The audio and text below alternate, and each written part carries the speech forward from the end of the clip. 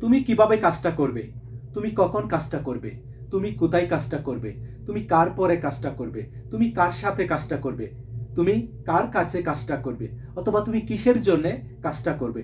যখন এই ধরনের প্রশ্ন করি, কিভাবে অতি সহজে ইংলিশে করতে পারি, খুব সহজে কিভাবে ইংলিশটা বলতে পারি, তার জন্য অবশ্যই তোমাকে পুরো ক্লাসটি দেখতে হবে।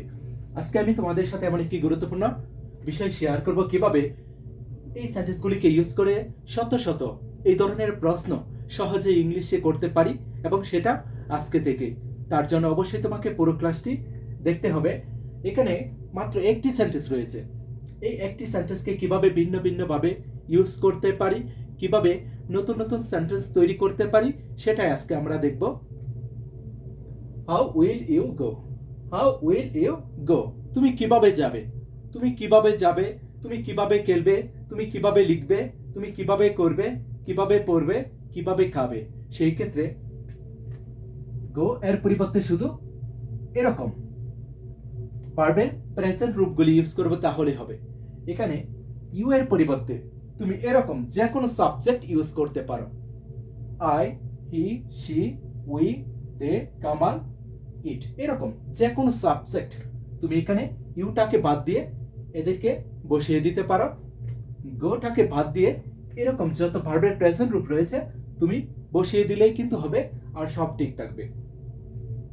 হাউ উইল ইউ গো, তুমি কিভাবে যাবে। হাউ উইল ইউ প্লে, তুমি কিভাবে খেলবে। হাউ উইল ইউ রাইট, তুমি কিভাবে লিখবে। হাউ উইল ইউ ডু, তুমি কিভাবে করবে।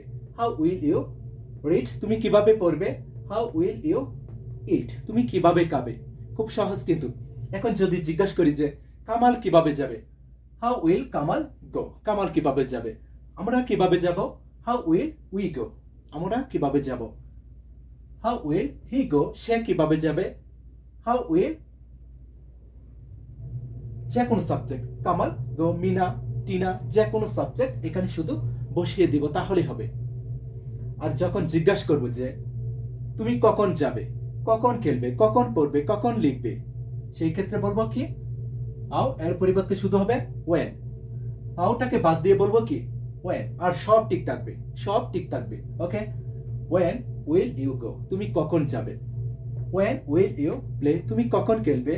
ওয়েন উইল ইউ রাইট, তুমি কখন লিখবে। ওয়েন উইল ইউ ডু, তুমি কখন করবে। ওয়েন উইল ইউ রিড, তুমি কখন পড়বে। ওয়েন উইল ইউ ইট, তুমি কখন খাবে। খুব সহজ কিন্তু। আর যখন জিজ্ঞাসা করবো যে তুমি কোথায় যাবে, কোথায় খেলবে, কোথায় পড়বে, কোথায় লিখবে, কোথায় কাজটা করবে, সেই ক্ষেত্রে হাউ ওয়েন এর পরিবর্তে বলবো কি ওয়ার, তাহলে হবে ওয়ার, কোথায়।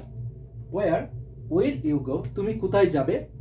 ওয়ার উইল ইউ প্লে, তুমি কোথায় খেলবে। ওয়ার উইল ইউ রাইট, তুমি কোথায় লিখবে। ওয়ার উইল ইউ ডু, তুমি কোথায় করবে।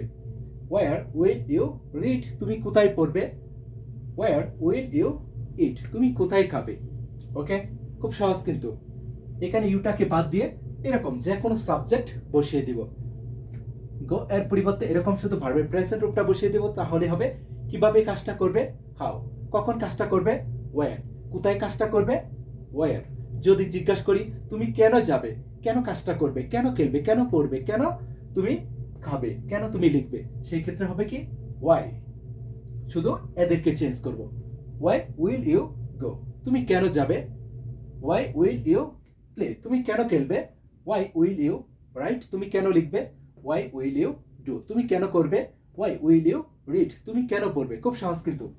আর যখন জিজ্ঞাসা করবে যে তুমি কার সাথে কাজটা করবে, কার সাথে যাবে, কার সাথে খেলবে, কার সাথে পড়বে, with home, with home. Okay, with home will you go, তুমি কার সাথে যাবে। খুব সহজ কিন্তু।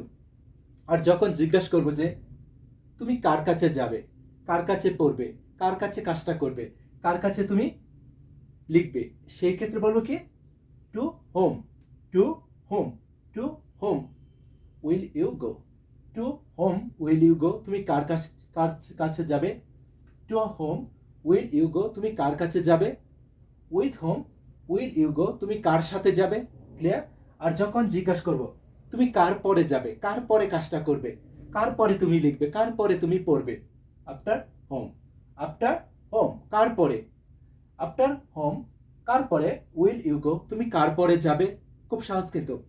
আর যখন জিজ্ঞাসা করব কিসের জন্যে, কি জন্যে তুমি কাজটা করবে, কি জন্যে তুমি যাবে, কি জন্যে তুমি লিখবে, কি জন্যে তুমি পড়বে, for what, for what, for what কিসের জন্যে, উইল ইউ গো তুমি কিসের জন্যে যাবে, ফর হোয়াট কিসের জন্যে, উইল ইউ প্লে তুমি কিসের জন্যে খেলবে, খুব সহজ কিন্তু। এভাবে যদি শিখতে পারি, এই কৌশলগুলি যদি ফলো করতে পারি, আশা করি আজকের পর থেকে যখন এই ধরনের প্রশ্ন করব সবাই ইংলিশে করতে পারবো। এখানে ইউটাকে বাদ দিয়ে তুমি এরকম যে কোনো সাবজেক্ট বসিয়ে দাও, গোটাকে বাদ দিয়ে তুমি এরকম যে কোনো ভার্বের প্রেজেন্ট রূপটা বসিয়ে দাও, তাহলেই হবে। কিভাবে, হাউ কখন, ওয়েন কোথায়, ওয়ার কেন, ওয়াই কার সাথে, উইথ হোম কার কাছে, টু হোম কার পরে, আফটার হোম কিসের জন্য, ফর হোয়াট। এভাবে যদি শিখতে পারি, আশা করি আমাদের পক্ষে ইংলিশটা বলা সম্ভব, ইংলিশটা তৈরি করা সম্ভব, ইংলিশটা বানিয়ে বানিয়ে মনের মতো করে বলাটা সম্ভব হবে।